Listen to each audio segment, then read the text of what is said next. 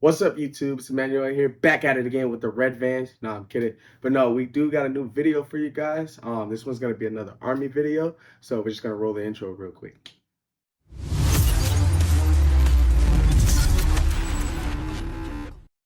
All right, so after the new intro, by the way, leave a comment down below if you saw my old videos. I want to know if that new intro is nice. We just worked on that with the video guy. I like it. Let me know if you like it. But today's video is gonna be about 10 things that I wish I knew before I joined the army, right? And so I made a video like this before back when I originally started YouTube. It wasn't that great, so I wanted to redo it. Plus, I'm in a few years longer now, and so there's new things that came to light, and then I did a little bit of reflecting after I saw that, after I made that video, and after I saw it. I did see it. I watched it after I made it. But after I made it, and I think there's 10 new things I want to get. So with that, we're gonna get right into the video. All right, so the first thing I wish I knew before I joined is that it's better to start young, right? I thought about the Army growing up. When I was a kid, I was like, I'm gonna be a Ranger and all that. I wanna jump out of airplanes, which I did the jumping out of airplanes part. I'm not a Ranger though, but I did want to be it as a kid. But when I got to my college years and stuff like that, I thought there was other things I wanted to do. Dreams kind of change as you're an adult. But if you're thinking about the military, remember it's better to start young. The younger you start, the better, because then you always have that opportunity to get out and start another career later. But the later in life that you do start the military, a lot of times you kind of get that becomes your last career, or you end up making the military itself his career. So better this, you start young. The younger you start, you can either, hey, decide this is for me early, or you can get out, do something else, and even that would give you a chance to get out, try something else, realize you like the military, and come back in and still not be too old for the game. The second thing I wish I knew before I joined is all of your needs are taken care of. Like, they will feed you, clothe you, make sure you have a place to stay, a roof over your head most of the time.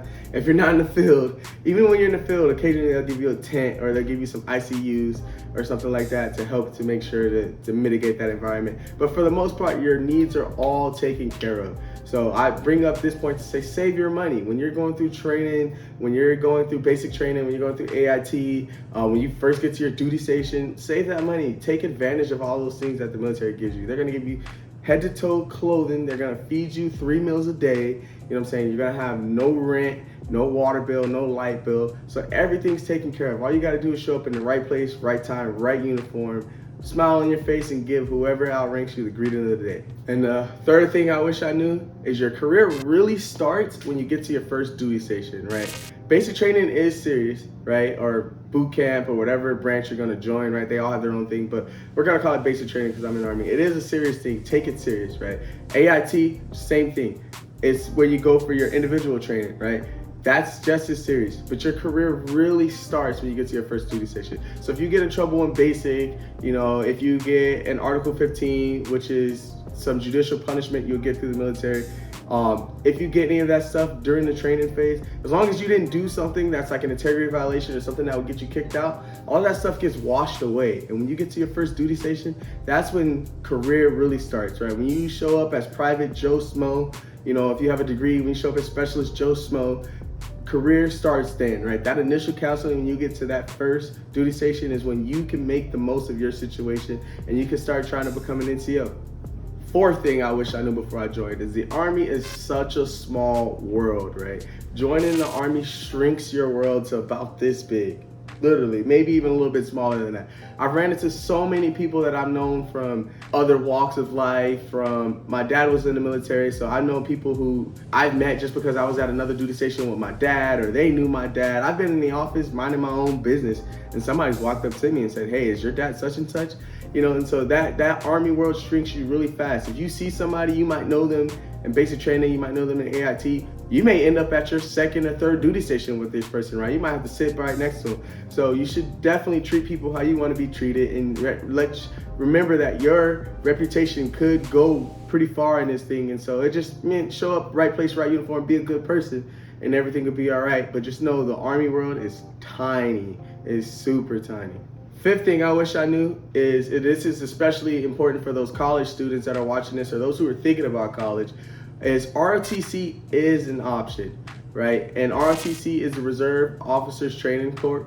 And so you have that option in college. Just like in high school, you may have seen people in JRTC, which it's military-esque, but that doesn't do anything for you in the getting into the military. Every now and then I've heard of people maybe making private or private first class from doing that stuff, but that doesn't really help you with your military career. But ROTC means that you can commission.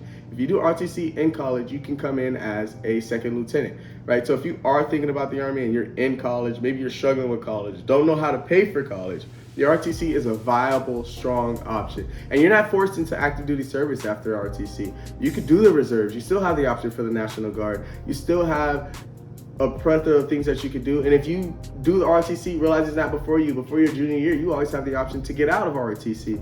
And the sixth thing, which is kind of related to the fifth one, is the reserves is an option. You can always do the reserves or the National Guard. And now a lot of people don't really know the difference, right? Which the reserves is a federal entity, right? It falls directly under the active duty Army, which we both belong to the federal government, meaning the commander-in-chief, the president of the United States, is our boss, right? That is our last boss, that is the top. Versus the National Guard, they belong to the state. And so they're technically top boss, even though their boss's boss is still the president. But the National Guard's top boss would be the governor of the state that they're from.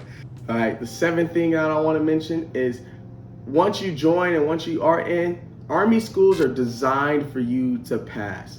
There's no reason to be too nervous, to give yourself anxiety. I had a girl in one of my classes when I was in AIT who would cry before every single test, but she passed. She made it all the way through. You know what I'm saying? They're designed for you to pass.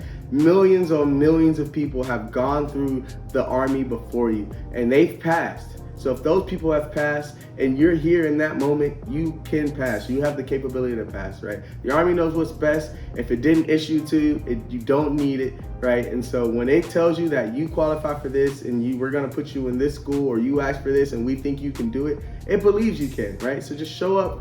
I've said this a couple times, right place, right time, right uniform, and you're gonna be all right. You know what I'm saying? The material is not too much. The course is not too hard. Now, caveat, we will put this out there. There are things like Ranger School and, you know, if you want to go to the Q course and become a Green Beret, those things are not weak past everybody. You know, those have high percentage of fail rates for a reason. But with your normal gentleman's Army school, right, you should pass. You know, your airbornes, your AITs, your basics, you know what I'm saying? Most people pass those. If you fail, it's typically because you got in trouble or you were getting drunk every single day rather than showing up and doing the right thing. Boom. And number 8, keeping up with that theme of making these things go in kind of an order, right, is they will teach you everything you need to know, right? If you haven't done it and you're going to a school for it, or they're gonna say you're gonna do it, they're gonna do a crawl, walk, run phase with you every single time, right? I had never shot anything in my entire life other than maybe a bow and arrow when I was in like 4th grade, because I went to a nice elementary school.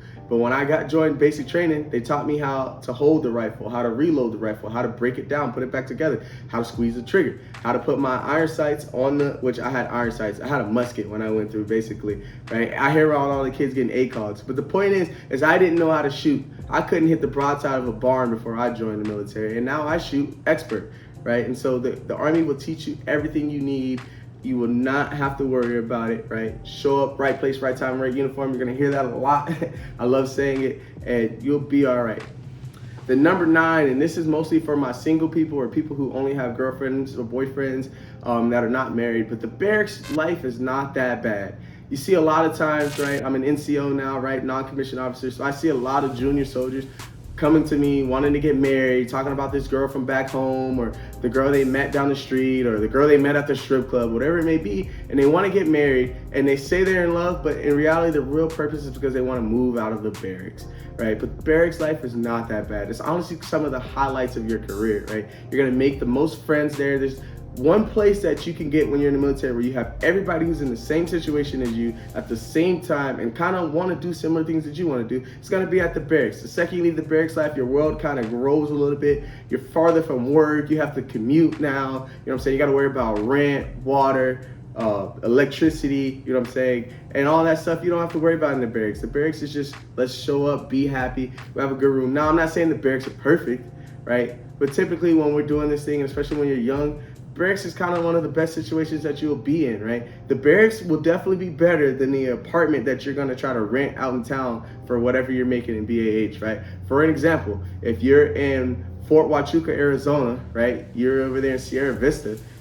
Barracks in Sierra Vista is 100 times better than whatever 1-2 bedroom apartment that you're going to be able to get with that $1,100 of BAH or whatever they get in Sierra Vista. You know what I'm saying? So barracks life isn't that bad. So don't be in a rush to get out of it. Enjoy it. Don't need to marry that girl just because you want to get out of the barracks. You need to marry that girl or that guy because you love them. And number 10, and this is the most important, and I really mean it, especially for those who are close to joining. Maybe you guys have already went to MEPS, maybe you have your first contract, whatever it may be, but you don't need to buy that expensive car. Trust me, everybody asks me all the time, did they give you your charger when you joined, right? Is that a part of the sign-up bonus? No, we get a bonus and then we go drop our whole entire bonus on those sports cars. I wish I could go back and take that away, right? I don't regret a lot of things, but I definitely wish that I bought a 8-year-old Honda Civic rather than buying that 12 miles on the dash charger, right? Because it changes your paycheck hugely, right? It was a $550 payment that I was making to those cars when I was only making $1,400 a month, you know what I'm saying? So if you go and get an older car, or if you have a car before you come in, it can completely change your quality of life. And honestly, during that time, you may be one of the only few people with a car, right? And so most people don't even care early on in your military career. Back in the 90s, nobody had cars, right? That's a more modern thing today where you see more privates with cars and stuff like that. At least do about a year, you know, I would even say wait till you're about a specialist before you start thinking about getting a new car, right? And if you find it as an absolute necessity to get a car, find a used car, find one of those barracks parking lots, find somebody that you know who's trying to get rid of a car, and do that, right? Because they try to set your life up to where you have proximity to the defect, you have proximity to work, you have proximity to the PX, you know what I'm saying? Like, a lot of installations aren't that big to where you can't get to anything, as well as they all offer shuttle services to where you can get around. It may be a minor inconvenience, right? But the money that you will save will do you tenfold later in life, because that means more you can save for retirement. That means more that you can save for the things that you actually want to do. It means that you can go home more often because you're not funneling all this money into this brand new car that nobody cares about that you have except yourself.